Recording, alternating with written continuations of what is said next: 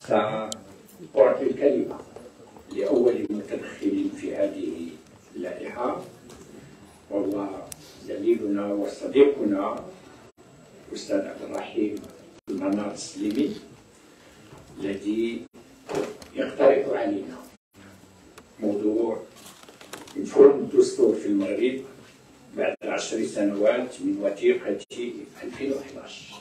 أعطي له الكلمة آملا أن يقدم لنا خلاصاته الأساسية في حدود 20 دقيقة. تفضل صديقي العزيز.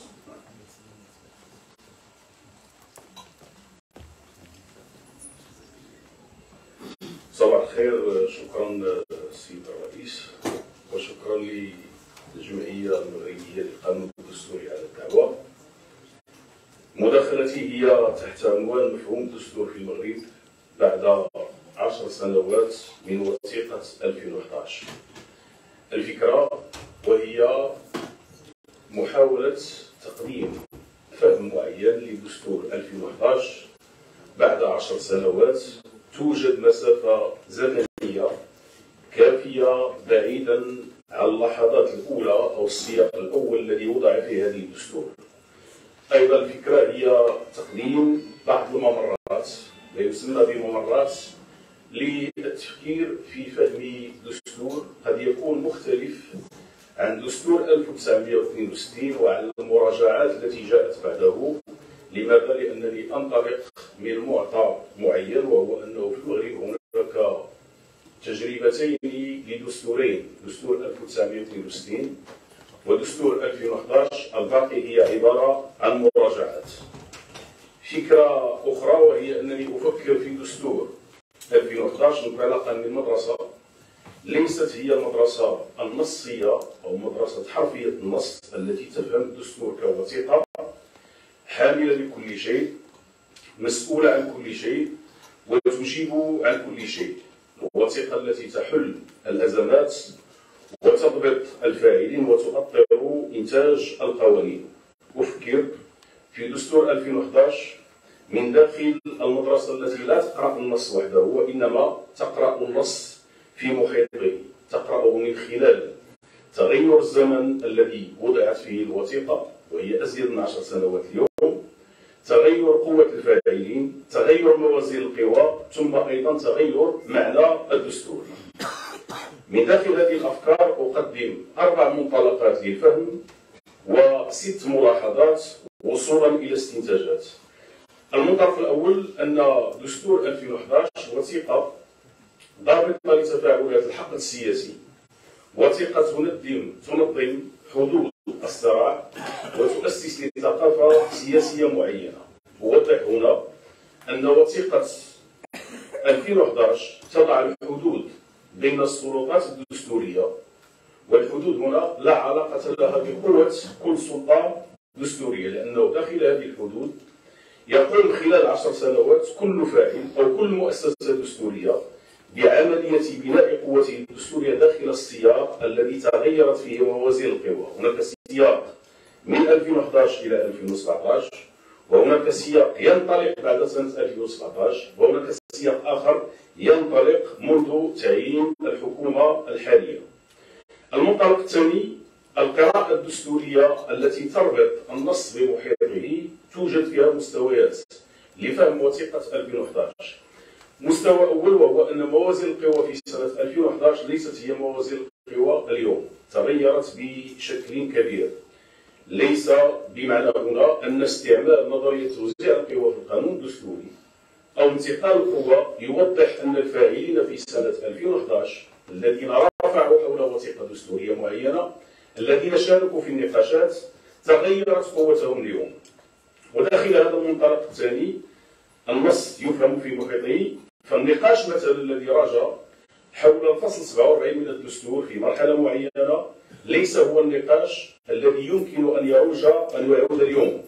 فالمضمون مثلا الموجود في الفصل 47 بات واضحا أنه خيار، بمعنى أن الذين وضعوا الوثيقة هم اختاروا هذا الطريقة من النص ترك لكي يعطيه الفاعلون معنى معين حسب السياق وحسب طبيعة الفاعلين وقوتهم في كل مرحلة. أيضا يجب التمييز داخل هذا المنطلق في فهم دستور 2011 بين من فكر في دستور 2011 ومن حرر وثيقة 2011 ومن طبق وثيقة 2011 وكيف يفكر فيها أو فكر فيها القاضي الدستوري منذ سنة 2011 إلى اليوم. وهي 4 مستويات في فهم وثيقة 2011، وهناك 3 مستويات أخرى مختلفة، وهي أننا في المغرب لدينا القاعدة الدستورية المكتوبة، ولدينا قاعدة عرفية قد تتأسس على هامش القاعدة الدستورية المكتوبة، ثم هناك جانب ثاني لا نتحدث عنه كثيرا وهو اتفاقات الدستور. إذا 3 مستويات. المنطلق الثالث فهم أن الدستور لا يمكنه أن يستجيب لمصالح جميع الفاعلين، ففي كل دساتير العالم ليس هناك دستور يستجيب لكل الفاعلين. لذلك من الطبيعي أن نجد اليوم من ينتقد الوثيقة الدستورية ومن يؤيد المقتضيات أو يدافع عن المقتضيات الموجودة في الوثيقة الدستورية. المنطلق الرابع أن دستور 2011 ليس مجرد نص أو قواعد مكتوبة فقط، بل هو أيضا ثقافة سياسية أو خلق ثقافة سياسية بين الفاعلين. هو عبارة بعد 10 سنوات عن اتفاقات حصلت بين الفاعلين السياسيين حول مشروع سياسي ومجتمعي معين. من داخل هذه المنطلقات أقدم بعض الملاحظات التي برزت خلال 10 سنوات الأخيرة. الملاحظة الأولى أن دستور 2011 كما يحلله الكثيرون لا يمكن النظر إليه من خلال أنه نص حرفي يطبق أو لا يطبق، أو من خلال العلاقة بين الفاعلين مثلا بين المؤسسة الملكية والبرلمان والحكومة، وإنما النظر إليه من زاوية أخرى هي زاوية طريقة بناء المؤسسات الدستورية والدعامات الدستورية، وهل استطاعت هذه المؤسسات الموجودة داخل دستور 2011 أن تخلق لنا آليات تمكن من تجاوز بعض الأزمات التي حدثت. وفي نظري أن دستور 2011 نجح في عملية وضع قواعد وآليات مكنت من تجاوز مجموعة من الأزمات في 3 محطات أو 3 لحظات أسميها بلحظات توتر دستوري أو توترات دستورية. اللحظة الأولى وهي بعد تعيين عبد الإله بن كيران والدخول في أزمة تشكيل حكومة ولاية ثانية بقيادة بن كيران، هناك آليات مكنت الفاعلين من تجاوز أزمة تشكيل الحكومة رغم طولها.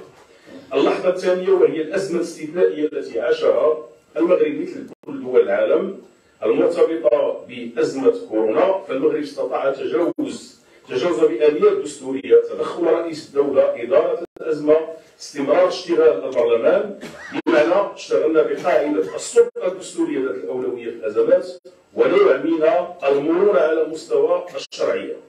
اللحظة الثالثة المرتبطة بالقاسم الانتخابي، لاحظنا كيف كان النقاش وكان محكوم بآليات دستورية، وفي نهاية المطاف كان هناك قرار للمحكمة الدستورية كل الأطراف أنها امتثلت لهذا القرار.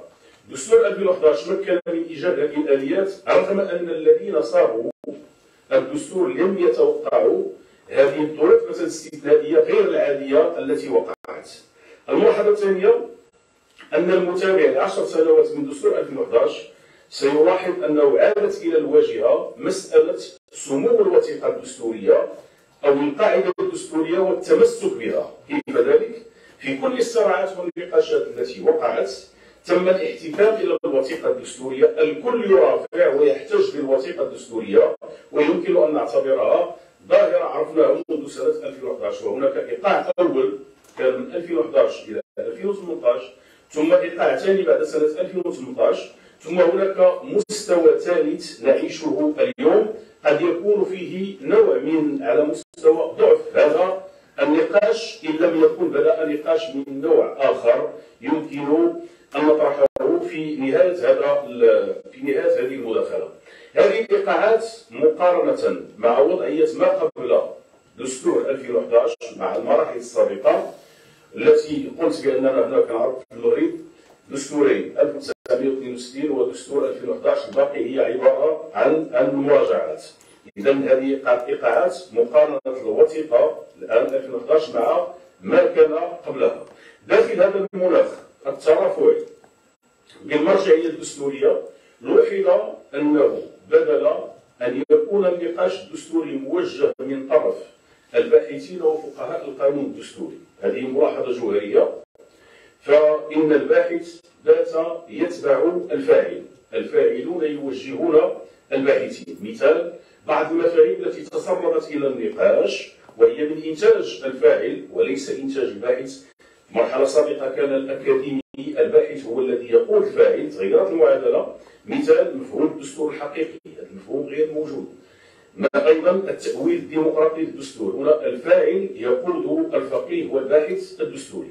الملاحظة الثالثة أن الأمر داخل هذا النقاش والصراع أحيانا لا يتعلق باختلاف حول وثيقة 2011، وإنما تعدد القراءات أو منطلقات وزوايا النظر إلى الوثيقة.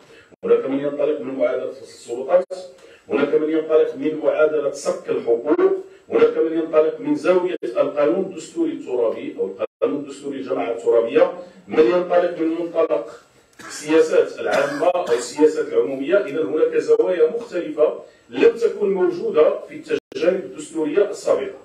الملاحظة الرابعة أنه تم تجاوز قضية الأعمال التحضيرية، ولكن الفاعل لم يستطع أن يحول لحظة النقاش حول القوانين التنظيمية إلى لحظة صراع وتداول ونقاش وتنافس. فاللحظة الكبرى حول دستور 2011 الممتد زمنيا كان يجب أن تكون حول القوانين التنظيمية. لهذا لاحظنا بقدر ما كانت الوثيقة قوية فالنقاش حول القوانين التنظيمية تبين بأنه ضعيف. الملاحظة الخامسة: انزلاق كان من الممكن أن يحدث، وهي لحظة النقاش حول الفصل 47. لحظة النقاش هنا: هل كان من الضروري أن تثار بعد أن تجاوزنا الأزمة قضية تعديل هذا الفصل؟ متى كان في المغرب يتم تغيير الدستور انطلاقا بزاوية النظر لحزب واحد؟ في نظري الذين طالبوا بتعديل فصل 47 كانوا سيرتكبون خطأ كبيرا. لماذا؟ لأنهم وضعوا الوثيقة كلها في كفة وحزب واحد في كفة ثانية، وهذه المسألة، هذا النقاش مع حزب معين سيطر من حيث التمثل حتى على مسألة القوانين التنظيمية والأنظمة الداخلية للبرلمان. ولكن أيضا المثير هو تفسيرات بعض أعضاء لجنة وضع الدستور الذين هناك من طرح فكرة الذهاب إلى الحزب الثاني، وهذه مسألة تبين بأنه حتى النقاش داخل اللجنة لما كان يوضع هذا الفصل فالنقاش يبدو بأنه فيه إشكال. والذين طرحوا قضية تعديل الفصل 47 بعد أن تجاوزنا الأزمة لم ينتبهوا إلى السياق الإقليمي. السياق كان احتجاجيا في هذه اللحظة. لو فتحت النقاشات حول الدستور كان من الممكن، من الصعب أن نتحكم فقط في فصل واحد، كان من الممكن أن تكون الوثيقة كلها موضوع نقاش. الملاحظة السادسة يغفلها الباحثون خاصة النصيون، وكأن المغرب معزول عن العالم. دستور 2011 ارتبط بتطورات جرت في النظام الدولي والوحدات ديالنا. السياق الذي وضع فيه دستور 2011 كانت فيه توازنات داخل النظام الدولي. هذه التوازنات تغيرت انطلاقا من سنة 2017 وتتغير الآن كثيرا. لا ندخل هذا المتغير الدولي في النقاشات الدستورية.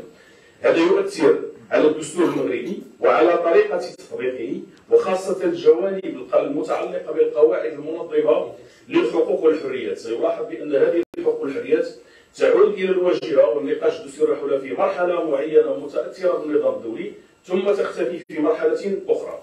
لأصل إلى استنتاجات. الاستنتاج الأول حول فهم الدستور أن القواعد الدستورية التي وضعت في سياق 2011 فيها قواعد انفعالية مرتبطة بما كان يجري، وفيها قواعد تفاعلية، وفيها الكثير من المناطق التي ظلت رمادية لحد الآن مرتبطة بقوانين تنظيمية، وأن الدستور ليس النص وإنما معنى النص في محيطه الممتد زمنيا لحد الآن، ما دام أن هناك بعض القوانين التنظيمية التي لم يتم استكمالها لحد الآن. الاستنتاج الثاني: ليس الدستور هو المسؤول.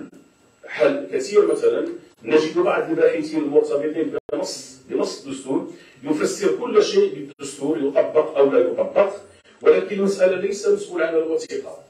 المسؤول هو الثقافة السياسية، ثقافة النخبة والأحزاب السياسية. فالنص الدستوري أحيانا يبدو أكبر من بروفيلات النخبة.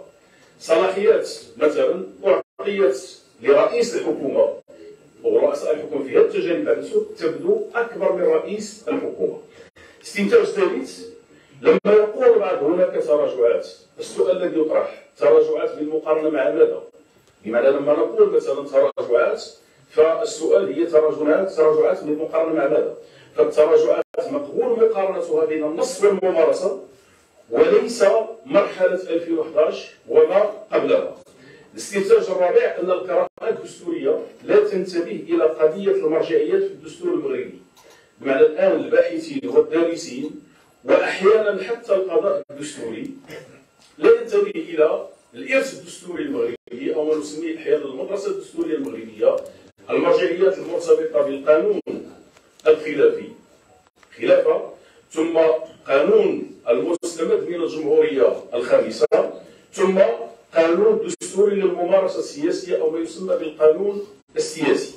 وأنه في دراسة المؤسسات هي نفسها ليست نفسها في الدستور. مثلا هناك مؤسسات قديمة ولها شرعية قوية مقارنة مع مؤسسات حديثة. لما نطرح السؤال عن مؤسسة رئيس الحكومة فهي مؤسسة شابة، بمعنى أن عمرها هو لا زال صغير. استنتاج خامس، الدارسون للدستور المغربي يحللون انطلاقا من القانون الدستوري العادي. هناك أيضا القانون الدستوري للأزمات السياسية والأزمات الاستثنائية، ولاحظنا في مرحلة كورونا أن هذه النقاشات طرحت حول حالة طوارئ وغيرها. الاستنتاج السادس، وثيقة 2011 لا زالت تحت اختبار التجريب، وهناك بنيات ما تحت الدستور. القضاء الدستوري الذي أقولها من خلال متابعة العديد من القرارات أن القضاء الدستوري لم يعطي للوثيقة معاني معينة لحد الآن. القاضي الدستوري ظهر في العديد من القرارات وكأنه قاضي عادي يبت في النوازل، بمعنى أن هناك تأثير لما يمكن أن نسميه بالقانون المدني والقانون الجنائي والمسطرة المدنية والمسطرة الجنائية على المقتضيات الدستورية داخل الكثير من القضايا التي ينظر إليها، وكأن القاضي الدستوري هنا يناقش نوازل تتعلق بالمسائل المالية ومسائل الممتلكات، في حين أن الأمور هي دستورية. في حين أن عمل القاضي الدستوري أنه يجب أن يفكر داخل وثيقة أنها وثيقة سامية، داخل أزمة متقلبة، أحيانا أزمة عادية وأحيانا أزمة استثنائية، وأن دوره هو إرجاع وضبط التوازنات بين المؤسسات. وأصل إلى الباحثين والفقهاء، وكأن كل شيء بدأ مع دستور 2011، وكأن المغرب ليس له تراث دستوري، وكأن كل شيء مرتبط بالنص. توجد لدينا مواكبة فقهية وبحثية ضعيفة. لا يعقل أن يظل التحليل بنفس الأدوات القديمة لوثيقة جديدة ممتدة زمنيا ولها معاني مختلفة. الباحثون يقفون عند مسألة القول دائما بأن هناك خرق من عدمه، وقضية تقييم الفاعل. هل الباحث له إمكانية تقييم الفاعل؟ هناك الفاعل وهناك الباحث وهناك المحلل، والفاعل له إكراهات. السؤال أين هي الأدوات البحثية للفقيه ودوره في إبراز التأويل الدستوري؟ نحن أمام وثيقة دستورية ممتدة زمنيا يتغير المعنى ولا يجب الارتباط بالنص وحده. شكرا سيدي الرئيس. شكرا للزميل الأستاذ مناص الديني. الآن لاحظت مكتب كما هي عادة صديقنا، هناك منطلقات، هناك ملاحظات وهناك استنتاجات، وهي لا شك أنها ستثير نقاشات مهمة. وألتقط فقط هذه الملاحظة الأخيرة المتعلقة بالعلاقة التفاعلية ما بين طبعا الباحث وما بين الفاعل، سواء منه الفاعل السياسي أو الاقتصادي أو أي فاعل. وهي في الحقيقة طبعا تطرح إشكالية عميقة جدا، وهي مكانة البحث وخاصة البحث العلمي في بعض المجتمعات، وطبعا الإمكانيات التي يتوفر عليها الباحث، وكذلك الجرأة التي ينبغي أن يتمتع بها هذا الباحث وذلك لتقرير الفهم وللفهم. ونعرف جيدا كما يقول الفلاسفة أن الفهم وهذا هو الصعوبة الكبيرة. الفهم ليس هو فقط استعراض وقائع، الفهم هو إعطاء معنى للوقائع، وهذا المعنى لا يمكن أن يكون إلا إذا كانت هناك واحد النوع من الإدراك، إلا إذا كان هناك واحد التمثل، واحد الريبريزونطاسيون، une interprétation des choses. والآن الأستاذ منار السليمي أعتقد أنه يحل هذه الإشكالية، إنه كثير من الأحيان ربما البحث بدأ يقتصر فقط على استعراض الوقائع أكثر من تأويلها، أكثر من إعطائها معنى لفهم المغزى منها. أمر إذن دون إطالة إلى المتدخل الثاني، وهو زميلنا وصديقنا العزيز الأستاذ مصطفى السيد، الذي دائما نشعر بالكثير من الغبطة للاستماع إليه، والذي طرح علينا أو يقترح علينا تدخلا بعنوان ترانزيسيون بوليتيك et constitutionnelle au Maroc، إذن الانتقال السياسي والدستوري في المغرب. مصطفى لكم الكلمة. Merci, chers collègues présidents. Merci à l'Association marocaine de droit constitutionnel qui nous permet de nouveau de nous retrouver, de débattre d'un certain nombre de questions touchant donc la vie publique. J'ai volontiers proposé ce thème à l'association d'organisateurs parce qu'il me paraissait utile de sortir, nous sommes tous des constitutionnalistes ici, il me paraissait utile de sortir du cadre précis du droit constitutionnel et peut-être du constitutionnalisme pour prendre en compte un autre élément, c'est-à-dire l'insertion du texte constitutionnel dans le suprême dans un environnement social, politique, culturel et autres. C'est pour ça que j'ai proposé donc transition politique et transition constitutionnelle, parce qu'il y a transition constitutionnelle que parce qu'il y a des phénomènes sociaux qui poussent à ce qu'il y ait cette transition constitutionnelle. Je voudrais d'abord observer qu'il n'y a pas de... J'ai fait des recherches comme vous, c'est des choses que nous avons suivies. Il n'y a pas un modèle universel de transition démocratique. On en cherche. Alors je sais bien qu'il y a une discipline qui s'appelle la transitologie, avec un certain nombre d'écrits théoriques, mais elle reste quand même hasardeuse, interrogative, et elle permet de clarifier un certain nombre de concepts de périmètre, mais ne permet pas d'affiner, de définir un mode d'emploi, ni non plus de définir une sorte de boîte à outils de l'en servir dans les processus de transition démocratique.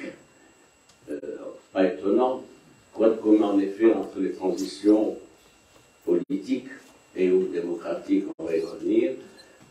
Par exemple à ce qui s'est passé dans les ex-pays de l'Europe de l'Est, donc après les années 90 et la dislocation de l'ex-URSS, de l'URSS, ou encore en Amérique latine, ou encore ce qui s'est passé lors de la décennie 90-2000 dans un certain nombre de pays africains. Donc c'est très difficile d'arriver à un mode d'emploi opératoire pour ce qui est donc de cette transition démocratique. Il n'y a pas non plus à ce sujet de rationalité démocratique, du fait précisément de la difficulté à prendre en charge le pluralisme et la diversité des transitions démocratiques que j'ai évoquées. Pour autant, on peut retenir qu'il y a transition démocratique, pour ce qui nous intéresse dans ce cadre-là, c'est quand il y a un cadre, quand il y a de grands principes qui sont définis, relevant des grands principes internationaux sur lesquels je ne reviens pas, mais surtout le respect de ces principes et respect de la mise en œuvre des principes. Parce qu'on observe quoi? On observe une adhésion d'un certain nombre de principes de pays qui adhèrent à des chartes de transition. J'ai étudié encore il y a quelques jours une charte nationale de transition du Mali. Ça m'a intéressé, c'est un texte d'une quinzaine de pages, mais c'est un texte virtuel, compte tenu de ce qui s'est passé au Mali. C'est un texte d'une quinzaine de pages qui définit les principes de transition, etc. Donc tout ça pour dire que les transitions politiques, c'est essentiellement deux choses, me semble-t-il. Une légitimité à construire. Et la deuxième chose, c'est une démocratie à réinventer peut-être. Alors, les approches à propos de la transition démocratique sont diverses et les auteurs que l'on peut recenser privilégient tel ou tel facteur. Il y a ceux qui priorisent ce qu'on appelle la culture politique. C'est-à-dire qu'ils disent qu'il faut que les citoyens aient une certaine culture politique pour arriver à amorcer un processus conduisant les transitions démocratiques. Il y a ceux qui insistent sur le niveau de développement. Disons, on ne peut pas avoir une transition démocratique quand 40, 50, 70% de la population est analphabète ou illettrée. Et puis, il y a une autre école qui insiste sur le développement économique social, c'est-à-dire qu'elle met en exergue ceci. Il ne peut pas y avoir de transition démocratique, politique et démocratique s'il n'y a pas donc un seuil minimal de développement économique et social. Voilà ce que je voulais dire sur ça, avec un ajout tout de même sur cette question, c'est que, pour résumer, une transition politique, c'est l'instauration de nouvelles règles politiques. De nouvelles règles politiques, c'est-à-dire visant quoi? Visant la consolidation de la démocratie, adossée à une redistribution des cartes, et aussi l'instauration de nouvelles formes d'action politique et de jeu politique. Donc, vous voyez que à peu près les choses comme elles sont, ça implique quoi? Ça implique une participation, évidemment, si possible la plus large qui soit. Ça implique une non-discrimination sociale, non-discrimination genre, non-discrimination ethnique. L'exemple africain est tout à fait intéressant à cet égard, puisque précisément il y a des blocages sur ça. Ça commande aussi la redevabilité. La redevabilité, c'est-à-dire le contrôle, la responsabilité, le contrôle, ce qui veut dire quoi? Ce qui veut dire transparence des institutions. Ce qui implique également le renforcement des capacités de ces mêmes institutions. Et puis aussi une gouvernance démocratique. Alors, qu'en est-il au Maroc? Après ces observations de départ, il faut dire que il y a eu la transition politique n'a pas commencé avec le nouveau règne. Il faut le dire. Une transition qui a été laborieuse sous le précédent règne, avec des étapes, des modalités, des avancées, des reculs, mais en tendance lourde, il y a eu un processus de transition politique et ou démocratique à partir du début des années 90, fondamentalement. Fondamentalement, on va y revenir dans le débat si vous voulez, qu'un certain nombre de mesures qui ont été prises par le regretté souverain, des mesures de libéralisation, reconnaissance de partis politiques de la mouvance progressiste, ici présente, 74, les PPS et 74 également, l'UNFP, l'USFP en 74, avec bien des difficultés, libéralisation aussi à travers de la presse, un certain nombre de mesures, encore restrictive, mais ce n'était plus la censure totale telle qu'elle s'exerçait sur la presse d'un certain nombre de partis politiques. Et puis, ça commande aussi le fait que il n'y a pas, s'il y a transition politique, ça ne veut pas dire qu'il y a transition au pouvoir, mais alternative au pouvoir. Il y a alternative au gouvernement. Pourquoi? Parce que le jeu politique et le jeu démocratique n'intéresse pas l'institution monarchique qui, avec son statut religieux, historique, politique, de centralité. Il intéresse un étage inférieur. Donc, ce qui concerne l'articulation institutionnelle. J'avais proposé dans cette même institution, dans une revue de cette même institution il y a quelques temps, j'avais proposé une identification et une hiérarchisation des règles constitutionnelles, mais des règles matérielles de la Constitution. Et j'avais formulé l'hypothèse que, à travers les constitutions de 62, 70, 72, 92, etc., il y a eu des aménagements, etc., jusqu'à celle de 96, mais que fondamentalement, on retrouvait une hiérarchie de règles constitutionnelles matérielles, avec 3 étages. J'avais identifié un premier étage supérieur, c'est-à-dire ce que j'avais appelé le bloc de légitimité constitutionnelle, le roi, chef religieux, le chef d'État, etc., commandant-chef, chef des armées. Deuxième étage, l'étage institutionnel, intéressant donc les réaménagements internes qui pouvaient intervenir et dans la composition du Parlement. Vous savez que la structure du Parlement a changé.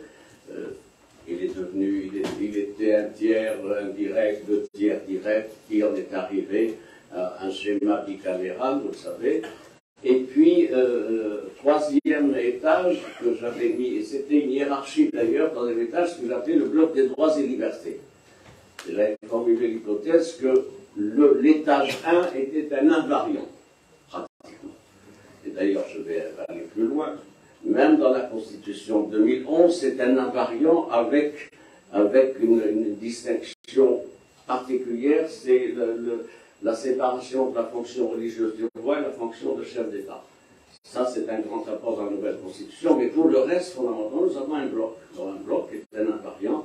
Et il y a eu beaucoup de réaménagements institutionnels au 2e étage, avec les attributions du gouvernement, le statut du chef du gouvernement, le Parlement, les pouvoirs du Parlement, etc., l'institutionnalisation du Conseil de gouvernement, ce qui n'était pas le cas, et puis un bloc des droits et libertés, et je dois observer qu'il y a eu beaucoup de changements pour le 2e étage institutionnel et le 3e étage des blocs des libertés.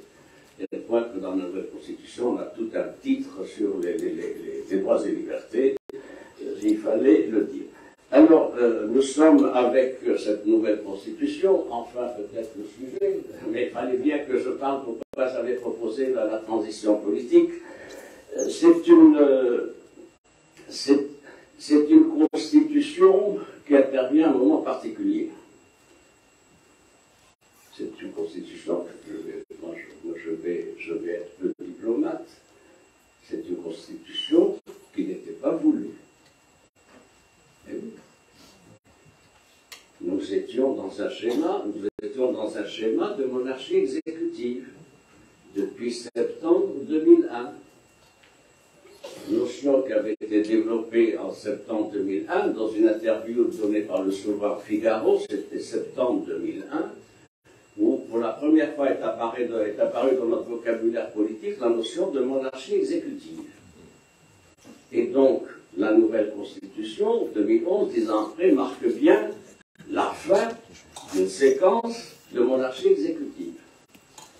J'avais d'ailleurs commis un article au lendemain de l'apparition de cette notion de monarchie exécutive dans les jours qui avaient suivi, en m'interrogeant sur cette notion de monarchie exécutive et en disant ceci: elle n'existe pas dans les catégories du droit constitutionnel. Il y a la monarchie absolutiste et il y a la monarchie parlementaire. Le langage courant qui dit qu'il faut monarchie constitutionnelle est court, parce qu'elles sont toutes constitutionnelles. Elles peuvent être absolutistes et constitutionnelles, et absolutistes étant parlementaires.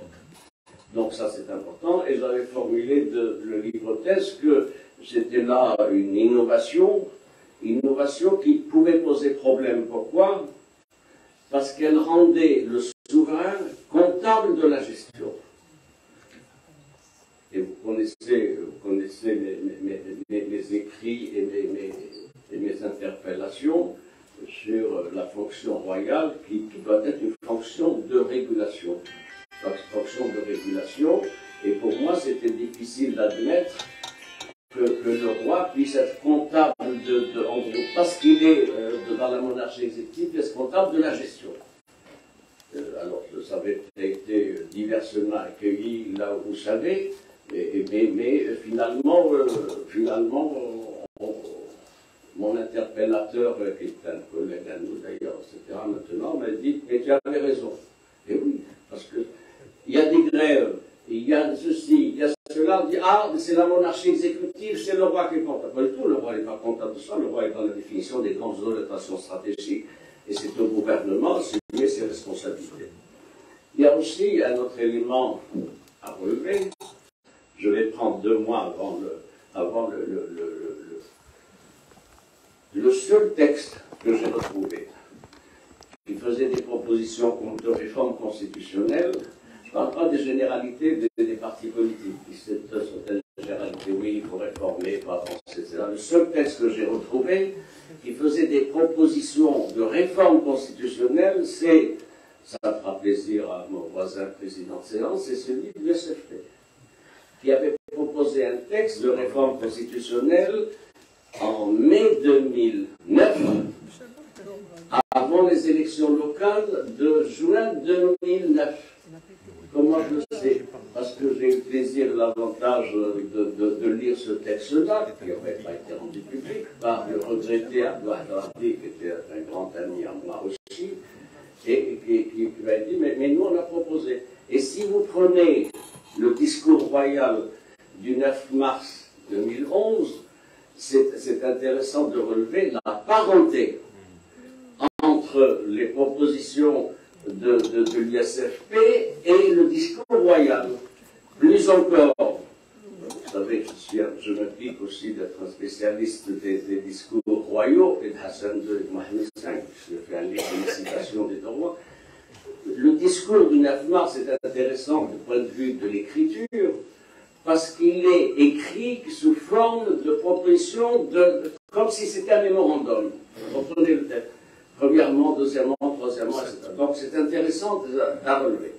Il y a là l'idée que on n'était pas prêt pour une révision constitutionnelle. Et c'est le mouvement du 20 février qui a été l'acteur portant un certain nombre de revendications globales dans la réforme. Mais les animateurs du mouvement du 20 février, moi j'ai eu l'occasion de débattre avec eux dans une radio privée à Casablanca, ils disaient « Ah, le pouvoir au peuple ». Je dis « Le pouvoir au peuple, qu'est-ce qu'on fait ?» C'est pas tout. On va réunir, à l'époque on était 33 millions de Marocains, comme en Suisse, votation directe, on dit « Qu'est-ce qu'on fait ?» Ils n'avaient pas de proposition. Ils étaient hostiles au gouvernement, ils étaient hostiles au Parlement, beaucoup d'antiparlementarisme, mais ils n'étaient pas hostiles à la monarchie, à la royauté. C'était quand même intéressant à relever. Donc, c'était une revendication confuse, brouillonne, ébouriffée, etc. Mais le fait, c'est que c'est cette revendication du mouvement de février, liée à l'onde de choc et à la vague du printemps arabe, qui nous a conduit à une nouvelle constitution. Ça veut dire que, finalement, c'est intéressant pour nous, constitutionnalistes, est apparu dans le champ politique un nouvel acteur, c'est-à-dire la jeunesse et les messages portés par ce 20 février, ce qui n'était pas le cas auparavant. Alors que nous avons d'habitude d'autres acteurs, en particulier l'acteur principal, ça a toujours été le roi, qui a été toujours à l'origine d'une nouvelle constitution, comme en 1962 et en 2011, ou des révisions constitutionnelles qu'il y a eu dans cette intervalle-là, c'est-à-dire en 70, 72, 92, 96. C'est toujours le roi donc, qui est l'initiateur d'une nouvelle constitution. Il faut noter aussi que ça, c'est le premier acte. L'acteur principal, c'est le roi. j'ai parlé d'un nouvel acteur, je l'allais dire un intrus, mais je corrige, c'est pas un intrus parce qu'ils sont légitimes. C'était la jeunesse donc portée par le mouvement du 20 février avec beaucoup de confusion dans les slogans, etc. Mais ça a pesé. Sans le 20 février, je vais résumer quand même, il n'y aurait pas eu de nouvelle constitution. Je dis clairement, c'était tout, parce que nous étions dans une sorte de zone de confort constitutionnel et le souverain considérait que la constitution héritée du précédent règne de 1996 lui convenait. C'est intéressant le parallèle d'ailleurs, à faire au passage avec la position de l'ancien président français François Mitterrand, qui avait critiqué la Constitution de 1958, en parlant même d'un coup d'État permanent, il a fait un livre, coup d'État permanent 1975. C'est accommodé très vite des habits de la nouvelle Constitution de 1958, et il avait dit, elle me convient parfaitement.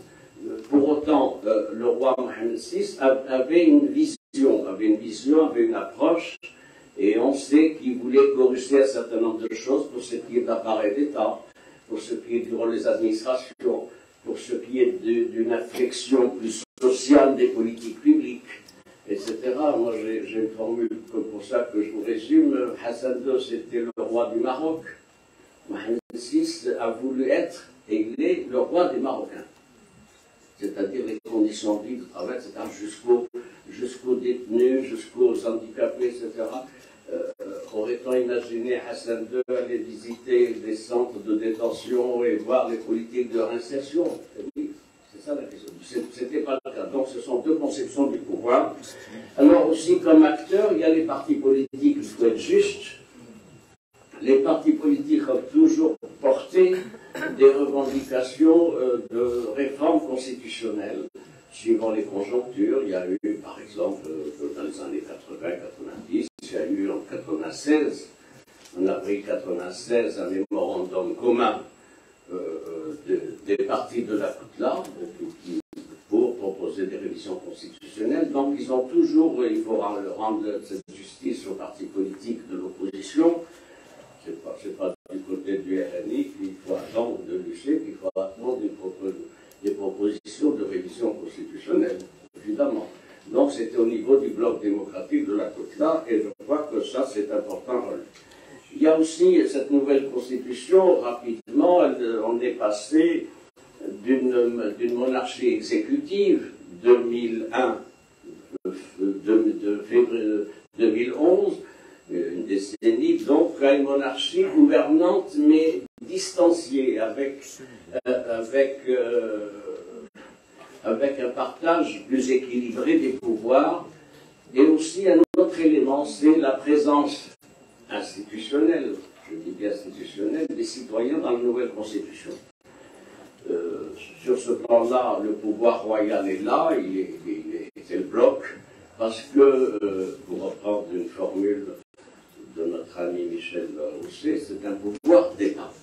C'est un pouvoir d'État, donc qui est là, et sur ce plan-là, il y a l'article 42, le roi représentant suprême, chef suprême de l'État, symbole, etc., vous le savez, avec cette innovation, la distinction, je l'ai dit tout à l'heure, entre le roi chef religieux et le roi avec des pouvoirs de chef d'État.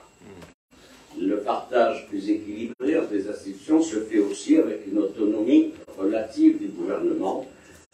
On disait l'article 92, le gouvernement des attributions importantes, etc. Avec donc un pouvoir réglementaire confié au chef du gouvernement, j'y reviens pas, c'est des choses connues. Avec seulement cette précision, je dis autonomie relative.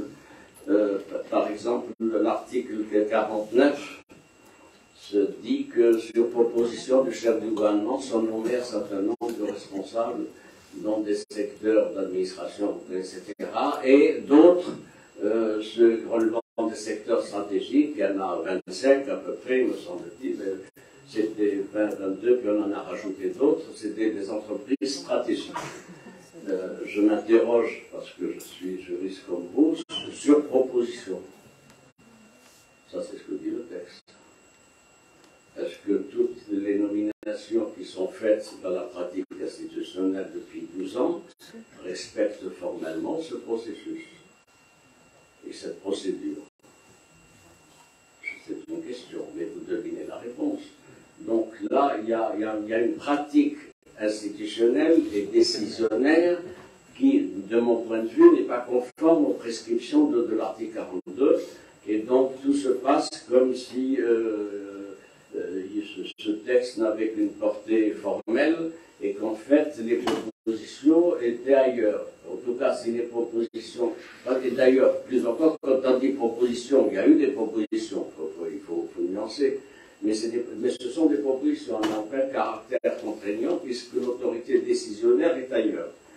Autre innovation quand même dans la Constitution, je suis dans le schéma de la transition démocratique, c'est la bonne gouvernance, ça a été dit dans le rapport introductif de notre président ici présent, c'est la primauté de la loi évidemment.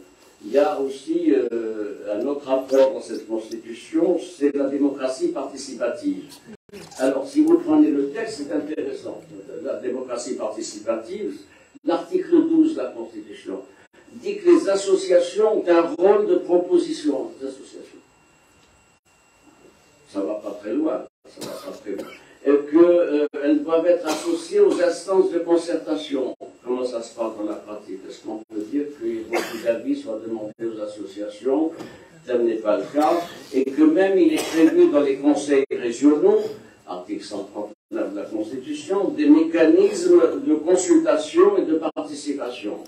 Connaissez-vous beaucoup de conseils régionaux dans le royaume, de conseils régionaux, ou c'est même que les conseils régionaux sollicitent la participation des avis citoyens? Je ne le crois pas beaucoup. Il y a aussi, il y a aussi le fait qu'il y a une amélioration des attributions du Parlement, j'y reviens pas, c'est connu, etc. L'amélioration des relations entre le gouvernement et le Parlement aussi, l'institutionnalisation, enfin, du Conseil de gouvernement comme organe constitutionnel, c'est important à relever, le statut du chef de gouvernement qui est rehaussé évidemment, et les attributions du gouvernement, l'article 92, je l'ai dit tout à l'heure. Alors, il y a des manques, des insuffisances. Et les insuffisances, moi je suis aussi pointilleux que vous, l'article 157 de la Constitution prévoit une charte des services publics. Qu'est-ce qui empêche depuis 12 ans cette charte des services publics qui permet aux citoyens d'avoir des droits? Elle est publiée. Oui, elle a été publiée, mais 12 ans, je parle de 12 ans. Oui, mais il faut du temps pour faire... Il faut du temps pour faire ça. Je ne pensais pas que la charte des services publics nécessitait des arbitrages idéologiques et politiques. Franchement, s'il y a un texte qui devait être adopté dans la première ou deuxième année, c'est bien la charte des services publics. Tout ça pour dire quoi? Pour dire qu'il y a eu de retard dans l'implémentation de la Constitution. Il y a également du retard qui a été mis pour l'institution du Conseil consultatif de la famille et des enfants. Il a fallu attendre 2017. Il y a également le fait que il y a des dispositifs constitutionnels qui n'ont pas beaucoup de chance d'être utilisés par le Parlement. Je vais vous donner l'exemple de la révision constitutionnelle. L'article 173 de la Constitution dit que la révision constitutionnelle peut être faite aussi à l'origine de parlementaires, indépendamment de l'initiative royale, par un vote des 2/3 de chacune des deux chambres. Imagine-t-on, moi j'ai une réponse pour ça, mais je peux me tromper, imagine-t-on demain une proposition de révision constitutionnelle émanant du Parlement? Je ne le crois pas. Alors c'est prévu par la Constitution. Pourquoi? Parce que ça donnerait une articulation particulière aux équilibres du pouvoir. Ça voudrait dire que le roi est là, avec toutes les attributions qu'il a, et qu'une révision constitutionnelle est venue du Parlement. Dans notre système, c'est difficile à gérer. C'est possible en théorie, mais je doute que nous ayons un exemple, dans un avenir prévisible en tout cas, de l'utilisation de cette procédure. Il y a aussi d'autres instances qui sont pratiquement en situation difficile. Conseil de la communauté marocaine étrangère. Il a été créé en 2007, il a été installé en 2008, il a été constitutionnalisé. Je ne peux pas dire que ce conseil de la communauté de la CCCME joue son rôle, d'autant, je vous le dis, que ces membres, une bonne partie de ces membres ont achevé leur mandat. Est-ce que c'est une situation qui vous paraît normale?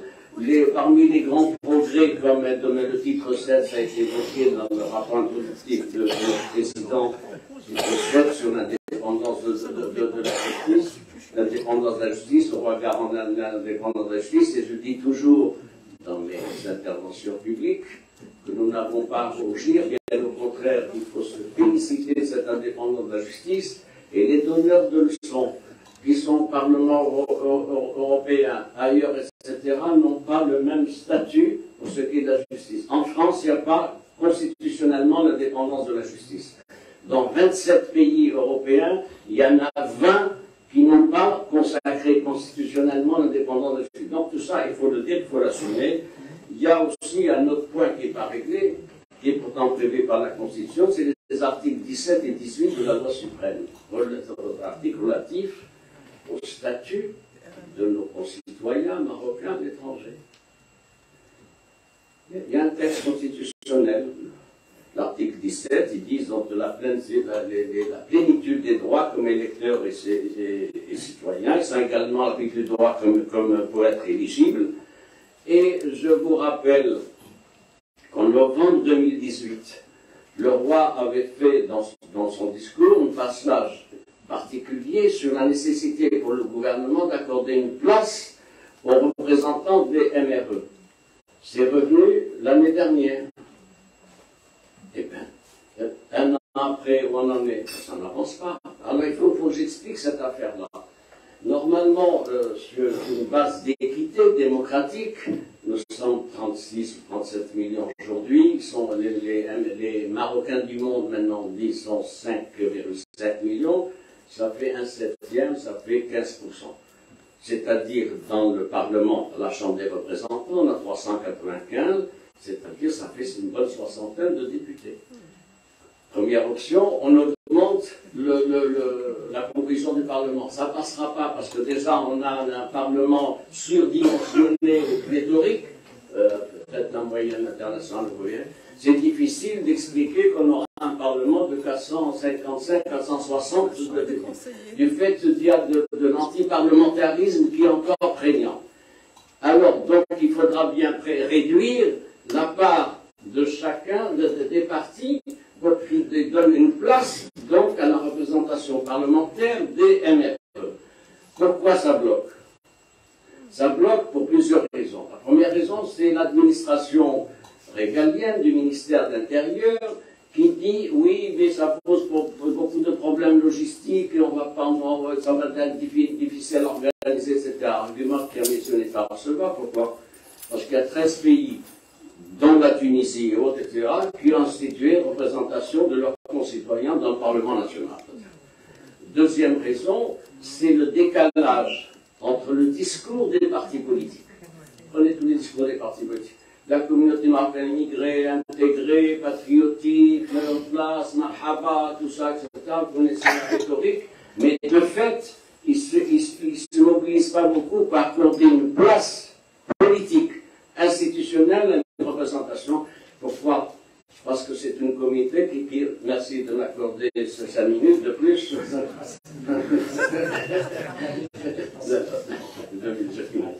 C'est parce que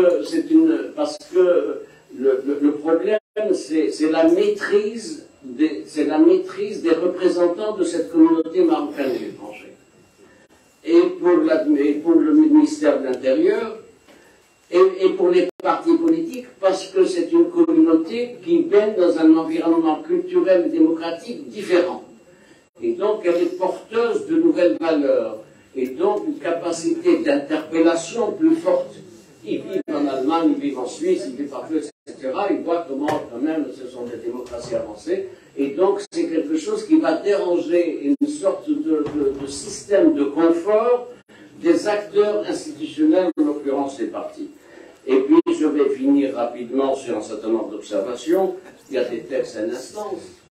Enfin, vous savez, la Constitution de 2011 prévoyait que tous les textes d'implémentation organique et autres devaient être adoptés à la fin de la législature, c'est-à-dire en 2016.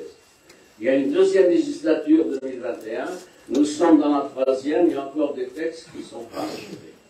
Je vais vous donner des exemples. Il y a le Conseil national de sécurité.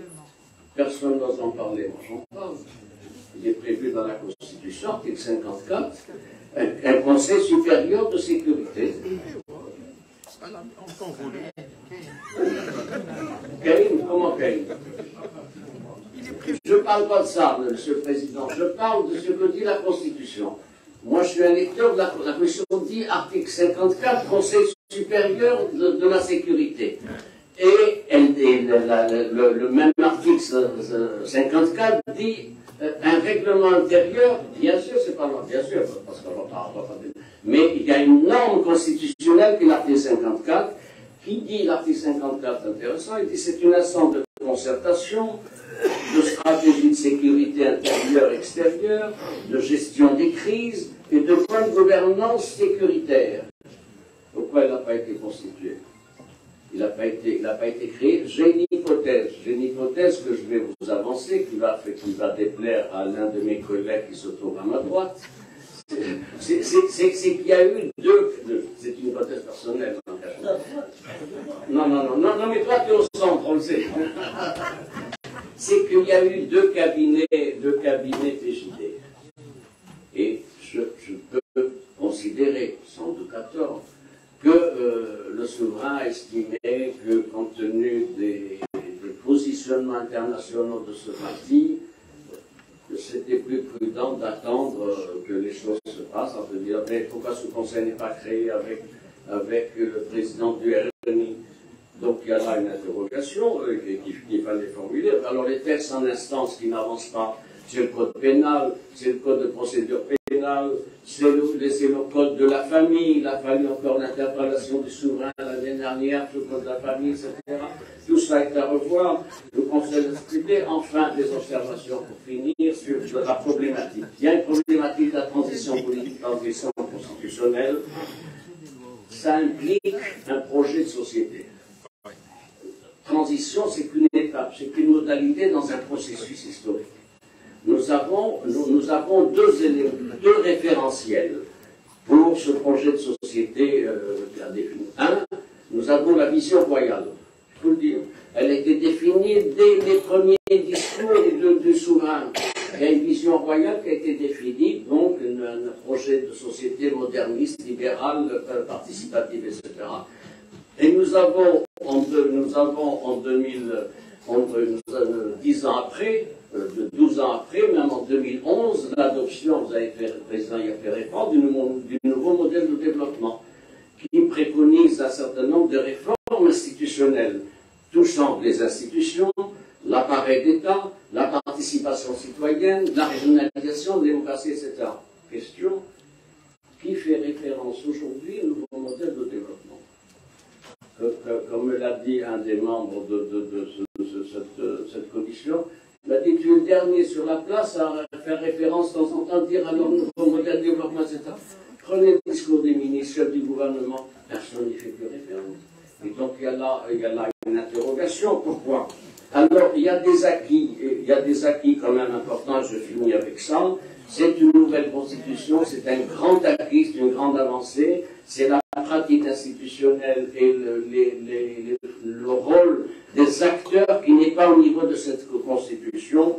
Pourquoi? Pour un certain nombre de raisons liées au fait que nos partis politiques sont devenus des partis électoraux, une machine électorale pour faire du chiffre et pour être représentés dans le gouvernement. Quels sont les débats idéologiques des partis politiques? Je schématise, il y a des débats, il y a des choses, etc. Les insuffisances des principes démocratiques au sein des partis politiques, même de la mouvance progressiste, et à gauche et à droite, et ailleurs. Et donc ça, c'est un élément qui fait que je constate à regret que structure démocratique ne s'est pas enracinée malgré la Constitution de 2011, avec ce que ça nourrit comme anti-parlementarisme. Je donne un exemple, la participation citoyenne. La participation citoyenne, le corps électoral. On a un corps électoral de 27, à peu près 27 millions de personnes en âge de voter. Il y a la théorie des 3 tiers que je propose. Il y a 2 tiers qui s'inscrivent, lecteurs inscrits. C'était 17 500 000 en 2021, ça fait à peu près les 2 tiers. Il y a, sur ces 2 tiers, il y a la moitié qui vote, et la moitié qui pourtant inscrite sur les IRAM ne vote pas. Donc voyez la chaîne de déperdition. Et dans les votants, il y a 8 800 000, mais il faut noter qu'il y a 1 200 000 de bulletins blancs et nuls. C'est-à-dire des gens qui viennent et qui votent nul, blanc, c'est ce qu'on appelle le vote nul est un vote politique. C'est-à-dire, je viens, je suis dans vos institutions, dans votre vote, mais je récuse les conditions dans lesquelles se passe votre vote. Et puis, il y a des interrogations sur les partis politiques. Je finis, c'est mon avant-dernière phrase, c'est mon avant-dernière phrase. Je finis, c'est les scores électoraux des partis restent problématiques. Moi, je travaille sur les chiffres. Le RNI en 2016, premier parti aujourd'hui, il avait 545 000 voix en 2016. Le RNI, avec 37 sièges. 2021, c'est près du quadruplement. Il a obtenu 2 100 000 voix avec un triplement des sièges en 2. Franchement, il faudra vous expliquer par quelle recette particulière un parti dit administratif, c'est ce qu'ils disent les camarades à gauche, etc., arrive à tripler, pratiquement quadrupler ses voix et à tripler ses sièges entre 2016 et 2020. C'est la même chose pour le PAM, etc. Donc il y a là, dernière observation.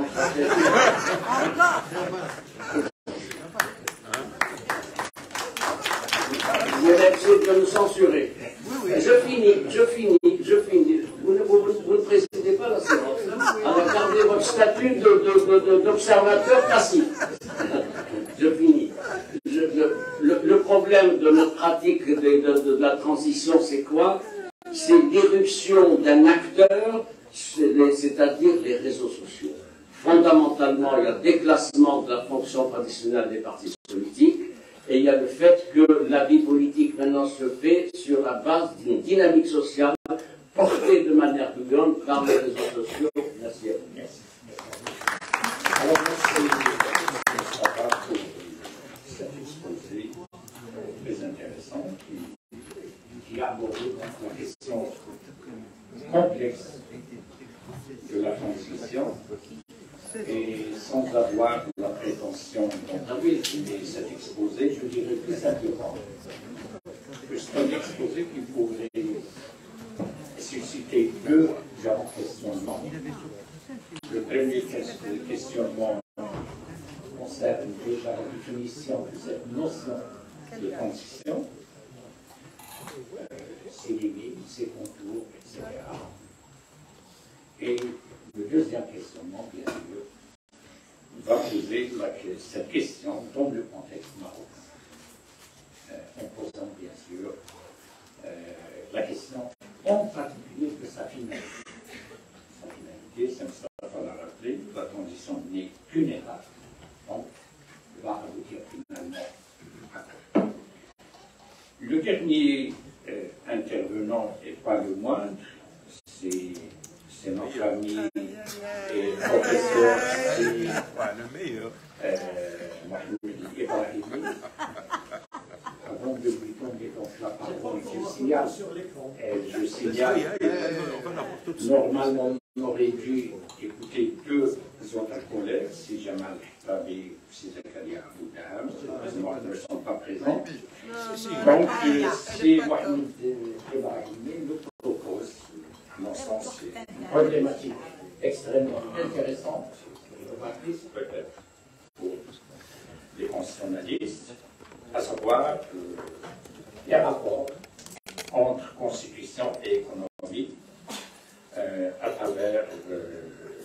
transformation des droits publics. Voilà. Merci. Alors, j'ai pas du tout cette photo. C'est une caricature. Alors, il a oublié de signaler parmi son nom catalogue des objets oubliés l'exception d'inconventionnalité. Ah oui, c'est vrai. Oui. Bon, alors, bon, je remercie bien sûr mes amis de l'association de nous permettre de renouer, de nous voir, de renouer de relations.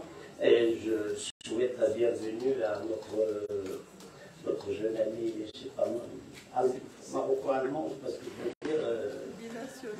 Bienvenue. Alors, d'abord, j'avoue que le titre que j'ai choisi, je l'ai choisi. Pas eu le temps de beaucoup réfléchir, j'ai choisi un peu à la va-vite, mais c'est un sujet qui m'intéresse depuis quelques temps. À la lecture de la Constitution de Weimar, que j'aime beaucoup, que les Français détestent, parce que la Constitution de Weimar a introduit quelque chose de nouveau.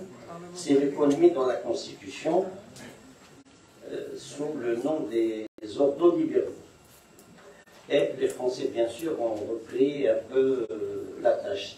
Puis le deuxième livre, malheureusement indisponible, de Wood, un nouvel de 1913, sur l'origine économique de la Constitution américaine. C'est un peu ce qui m'a un petit peu... J'avais intéressé et je voulais aussi sortir un peu des sentiers battus des droits constitutionnels en explorant l'univers, en explorant le rapport État-économie. D'autant plus que le rapport État-économie rétroagit sur le droit public. Alors, la question de départ est la suivante. Le droit public est-il atteint par la présence de l'économie dans notre système constitutionnel? Dans quelle mesure le droit public subit une très forte présence de l'économie dans notre Constitution? Alors, dans le mot droit public, je l'utilise dans le sens où l'État organise des activités économiques. Je ne prends pas l'ensemble du droit public, seulement une tranche du droit public qui a fait l'objet de plus de transformation. Cette transformation du droit public, d'ailleurs, on la retrouve dans le droit privé, puisque la nouvelle organisation judiciaire, l'article 19, j'ai pris l'article 19, permet dorénavant de ne plus avoir recours au juge, mais d'organiser une conciliation. C'est-à-dire que la conciliation va permettre d'écarter le rôle du juge. Donc il y a une tendance générale à dupliquer les techniques de la gestion du droit privé sur le droit public au nom d'un mot barbare, je n'ai jamais su ce que c'est, le nouveau management public qui est une espèce de monstre né de la gouvernance. Donc voilà ma question. Alors l'économie est-elle une question constitutionnelle? C'est-à-dire que comment la Constitution, parce que comment une Constitution peut déterminer la structure juridique d'une économie. Parce que tout système économique quel qu'il soit, doit nécessairement être adossé à la Constitution. Alors, globalement, que dit la Constitution, la nôtre, sur l'économie? Alors, d'abord, qu'est-ce qu'on entend par économie? Je ne suis pas économiste. Par économie, j'entends toute activité productrice de biens ou de services. Globalement, globalement, de services. Au Maroc, cette activité productrice de biens et de services relève soit les structures économiques publiques, les établissements publics, soit relèvent des structures économiques privées. La tendance générale chez nous est de transformer les structures économiques publiques en structures économiques privées par la réforme systématique de la réforme de leur statut. Ils ne seront plus établissements publics, mais sociétés anonymes à capitaux publics. Donc, c'est un peu ma démarche. Ce rapport à l'économie est un peu plus complexe parce que non seulement l'État lui-même est atteint par cet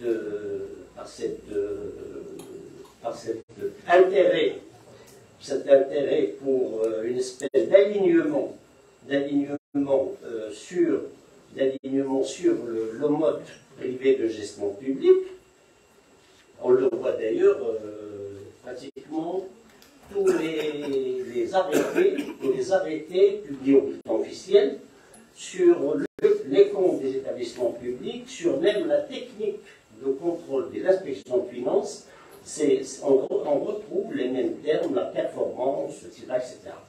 Donc il y a un souci de rendre les structures publiques performantes comme cela se fait dans le privé, sauf que ce système est un peu en défaut parce que on a un système, on a encore des structures économiques publiques monopoles. L'ONCF, l'OCP, j'espère qu'il le restera. J'espère qu'on n'aura pas à faire ce qu'a fait la France, à démanteler tout le système français. Je vous renvoie aux auditions devant le Parlement français. Cette espèce pratiquement le tissu français est totalement détruit, vendu à Réla, à Spam, etc. Donc, notre système économique finalement cohabite deux systèmes, les structures économiques publiques et les structures économiques privées. Alors, pour aller vite, parce que ma communication est relativement longue, je peux en donner un extrait. Pardon. Alors, je traite le sujet en deux parties. Première partie pour pouvoir suivre. La première partie, la reconversion des structures économiques. Deuxième partie, l'organisation de la représentation. Alors, première partie, les structures économiques. Alors, je vais vite. Il y a d'abord des principes, qui ont été confirmés, notamment, premier principe, c'est en se fondant sur le domaine de la loi, le gouvernement, depuis une dizaine d'années, ont pratiquement achevé de transformer toutes nos entreprises publiques et établissements publics en sociétés anonymes, y compris la fameuse agence des actifs de l'État. C'est toujours le même article 7, les capitaux sont publics, et ce qui est vrai pour moi, c'est que ces structures, ces nouveaux-nés, SA, on ne sait pas dans quelle mesure le droit commercial leur serait applicable, en cas de difficulté d'entreprise, comment organiser le système de contrôle, puisque il y a même article qui écarte systématiquement le contrôle traditionnel de l'État. Il me semble que ces structures veulent avoir recours au grand cabinet d'audit. Vous savez combien ça coûte, au lieu de simplement de faire appel à la Cour des comptes, à l'inspection de finances et notre.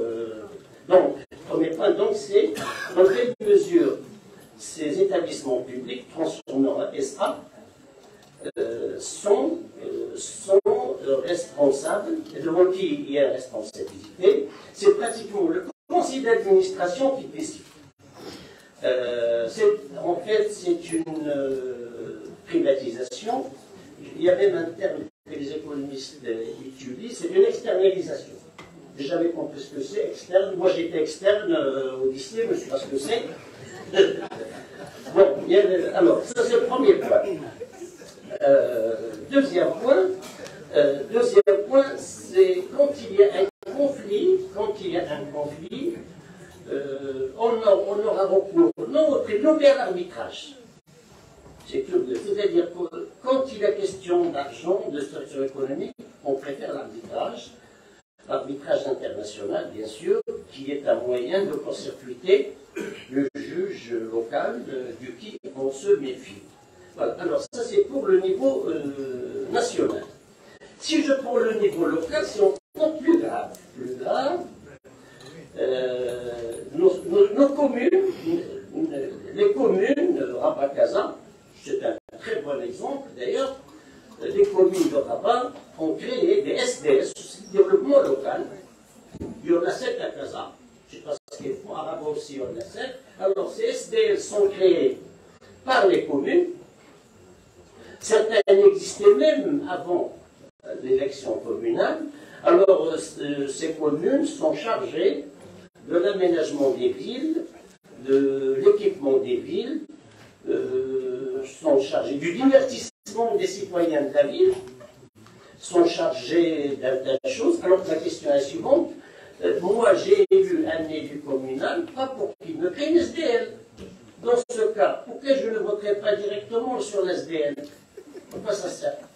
Sauf que c'est-à-dire que ce qui va se passer, c'est que la commune va s'occuper de la marque et des voitures pour les bureaux de la commune, et les grands travaux de la commune vont être donnés au SDL. On ne sait pas qui nomme le directeur, on ne sait pas si à ce directeur il faut acheter une voiture Audi ou une voiture PM, est-ce qu'il va... On ne sait rien. Et devant qui il est responsable? Parce que c'est des capitaux publics. La Cour régionale des comptes peut-être. Donc il y a les SDL. Et troisième phénomène qui est commun, ces sociétés anonymes et ces SDL, elles créent des filiales.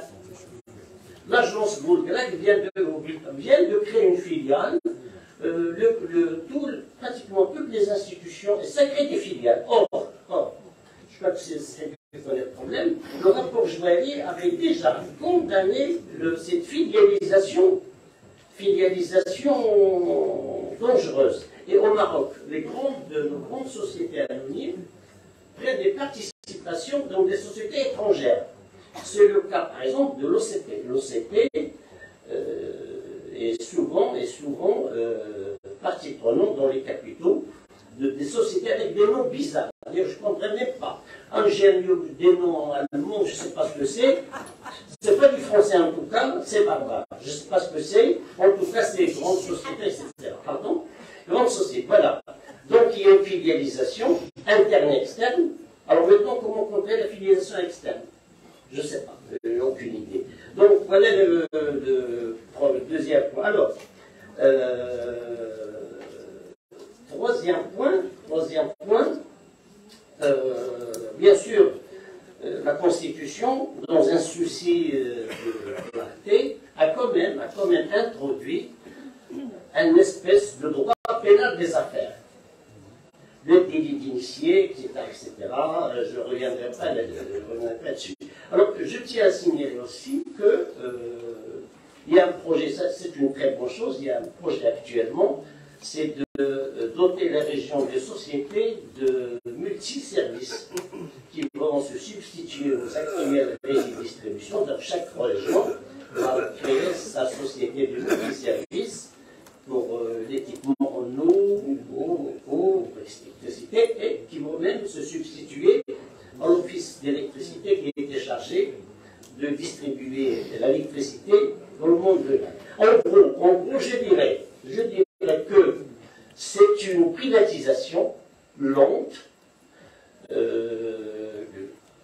qui d'ailleurs n'est même pas discutée, par les partis politiques qui votent aveuglément ces lois.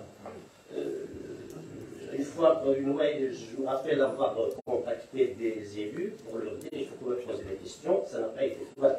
Ça c'est le premier point. Donc il y a une reconversion générale des structures économiques. Alors, deuxième partie, il y a une réorganisation des organisations professionnelles. Alors, c'est un sujet bien sûr, c'est l'article 8 qui reconnaît la représentation des intérêts. C'est l'article 8 qui reconnaît la représentation des intérêts. Alors, c'est le pouvoir, c'est-à-dire que la Constitution reconnaît les structures, mais aussi reconnaît le pouvoir économique. Alors, le pouvoir économique est représenté par les associations patronales. Curieusement, on parle de syndicats des salariés, mais on ne parle jamais de syndicats des patrons. Donc, il y a la reconnaissance d'une présence patronale. À la deuxième chambre, d'ailleurs, il y a une dizaine de... Sauf que depuis 2015, la CGM, et oui, la CGM a le monopole, je dis bien le monopole, de représentation des organisations des employeurs. C'est un décret, non traduit d'ailleurs, signé par Ahmed Kirel. Alors, normalement, le décret de reconnaissance du monopole d'asile doit être basé sur le principe d'une organisation la plus représentative. À ma connaissance, je ne connais pas d'autres organisations représentatives que celle de la CGM. Et les réformes électorales de 2021, on s'est arrangé pour que la CGM ne puisse pas être investie, par d'autres partis politiques. On veut la mettre un peu à l'écart des luttes politiques, malgré les tentatives d'infiltration du parti d'Istiklal. On veut à peu près garder ce sanctuaire qu'est la CGM. Alors, il y a non seulement pas la CGM, alors le plan vert, je trouve que c'est un reproche que je fais à moi-même. Je trouve que le plan vert n'a pas assez intéressé les spécialistes, alors que il a totalement réinventé les structures administratives, pratiquement des structures administratives, avec la création d'un Conseil national agricole. Il a surtout introduit des organisations professionnelles dans les différentes filières agricoles. C'est-à-dire que l'activité agricole s'articule autour des filières, et chaque filière est organisée en interprofession agricole. Et c'est quasiment du corporatisme. Ça, c'est le vœu de l'État. Et ces structures professionnelles agricoles doivent faire quand même l'objet d'un intérêt. C'est une rupture totale avec le flah marocain. Vous connaissez la suite. Et c'est une rupture totale avec la fameuse question agraire. Il y a une refonte totale du monde agricole que les chercheurs, je ne comprends pas, que les politologues négligent, alors que c'est très important, parce que non seulement c'est parce que ces interprofessions agricoles réunissent les plus riches et les moins riches, mais c'est eux qui déterminent l'activité agricole et la commercialisation. C'est important, et c'est les mêmes interprofessions agricoles qui approvisionnent le fameux marché de Meaux. J'en disais tout à l'heure 2 mots. Donc, alors, parallèlement à ces structures agricoles corporatistes, dont l'objet est d'organiser la profession agricole, il y a l'État a encouragé la création d'un frère jumeau à la CGM, c'est la COMADER, la Confédération marocaine de l'agriculture, qui est pratiquement, c'est pour rassembler toutes les structures, toutes les actes agricoles créées à partir du plan vert. C'est un peu l'équivalent de la CGM, et à mon avis, ça doit faire l'objet d'une étude. Alors, pour conclure, l'État, pour conclure, il est vrai qu'un auteur, je ne sais même plus qui, on nous change notre État. l'État a beaucoup évolué en matière de droit public, parce que économique, mais mais est-ce que vraiment nous sommes en économie de marché? Je dirais que nous ne sommes pas en économie de marché, puisqu'il n'y a pas beaucoup de produits, parce qu'il y a une réglementation tatillonne de l'ensemble des activités économiques, soit l'activité est organisée avec une autorisation, par exemple, toute activité économique exige soit un agrément, soit une licence, et donc dire que nous sommes en économie de marché, ce n'est pas tout à fait exact. Il y a toujours une réglementation économique, il y a toujours un encadrement juridique de l'activité économique, ce qui fait que l'État a peut-être changé sur certains points, mais l'État est toujours à nos côtés, et je vous remercie.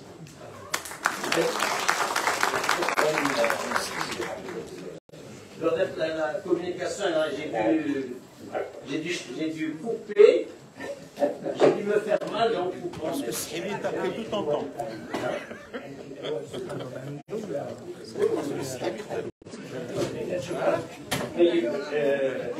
شكرا على هذا العرض المفيد اللي هو سنرجع اليه لمناقشته، ولكن نظرا لتجاوزنا الوقت المخصص لهذه الجلسه سنؤجل النقاش الى المحور المقبل، المحور الثاني الذي سنتولى زميلتنا العزيزه الاستاذه امينه السعودي ادارته بشركه معروفه، والذي سيعرف تدخلات الاساتذه مجمع البعثوي عبد العالي حميد الدين، المفيد، حسن الجماعي، نجيب الحجيري.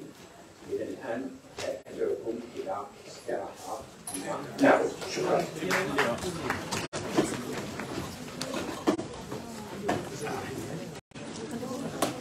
15 دقيقة الله يحفظك. شكرا. سموه.